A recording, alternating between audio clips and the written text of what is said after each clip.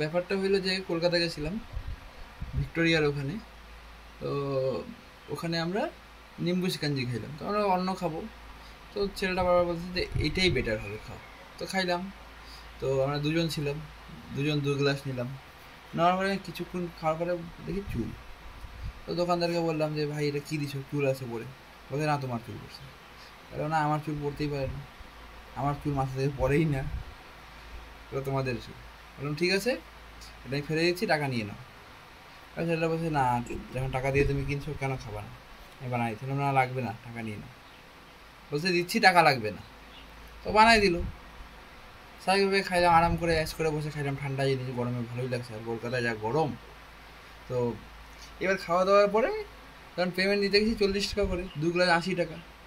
তাহলে 100 টাকা রেখে 20 টাকা ঘুরাও। বলে কিসের 20 টাকা? আমি পরে 1 গ্লাস বানালাম, হাফ টাকা তোমার, হাফ টাকা আমার। আমি বললাম যে দেখে কি গরু মনে হয়?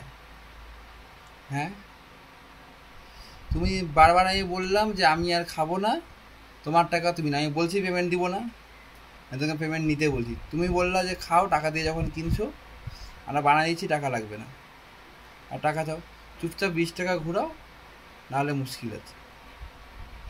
বলে 20 টাকা ঘুরালো। ঠিক আছে, এদিকে কিন্তু ধমকি মারছে, এদিকে ভয় লাগতেছে, ভাই আমার বাড়ি তো কলকাতা না। তো 20 টাকা ঘুরালো, চুপচাপ চলে গেলাম। এইভাবে সবাই দাপট দেখাবে, ভিতরে যতই ভয় থাকুক, দাপটটা, দাপটে যেন মনে হয় না যে মিথ্যা দাপট দেখাচ্ছে।